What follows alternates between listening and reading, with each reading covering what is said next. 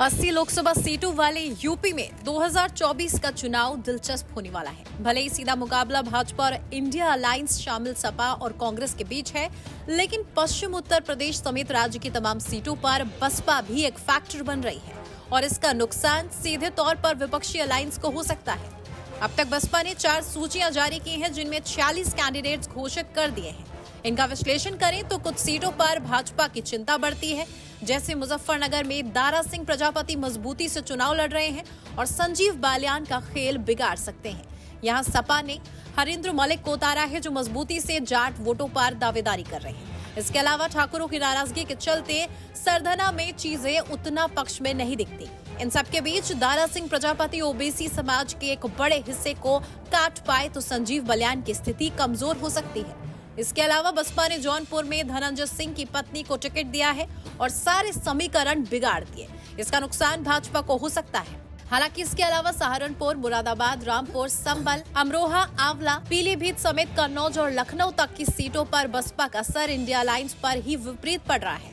ऐसी 11 सीटों पर बसपा ने मुस्लिम उम्मीदवार उतारे हैं।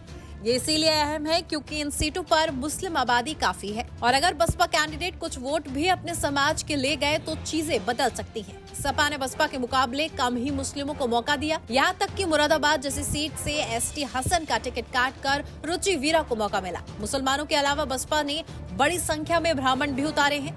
ऐसे में यह देखना दिलचस्प होगा कि किस पार्टी को इससे नुकसान होता है और कौन बाजी मार ले जाएगा। जैसे बांदा की सीट से बसपा ने मयंक द्विवेदी को मौका दिया है। इसके अलावा अकबरपुर से राकेश द्विवेदी, मिर्जापुर से मनीष त्रिपाठी, उन्नाव से अशोक पांडे, फैजाबाद से सच्चिदानंद पांडे और बस्ती से दयाशंकर मिश्र को टिकट मिला है। ये सभी सीटें ब्राह्मण बहुल है और अगर समुदाय का वोट मिला तो भाजपा को ही नुकसान पहुंचेगा। टिकट बंटवारे के अलावा बसपा जिस तरह से भाजपा पर सीधा हमला बोल रही है, उससे भी समीकरण बदलने की संभावना है। मायावती के भतीजे आकाश आनंद ने पिछले दिनों कहा था, बसपा नई बाबरी मस्जिद के निर्माण के समर्थन में है। इस तरह का बयान और मुस्लिम उम्मीदवारों को उतारकर बसपा पोलराइजेशन करने की स्थिति में है और उसका सीधा फायदा भाजपा को ही मिलेगा। इसके अलावा मुरादाबाद, पीलीभीत, नगीना और बिजनौर जैसी सीटों पर खुद मायावती की रैलियां होनी है। इससे भी असर दिखेगा। बसपा ने तो पहली बार गोरखपुर से मुस्लिम कैंडिडेट को ही मौका दिया है। गोरखपुर में बड़ी आबादी मुस्लिमों और ओबीसी निषाद की है। ऐसे में मायावती का यह दाव सपा कैंडिडेट के लिए नुकसान पहुंचाएगा। आपको बता दें कि भाजपा ने ब्राह्मण चेहरे रवि किशन को मैदान में उतारा है। इससे साफ है कि सपा कांग्रेस के लिए चीजें आसान नहीं रहेंगी। नमस्कार, मैं हूं मानक गुप्ता।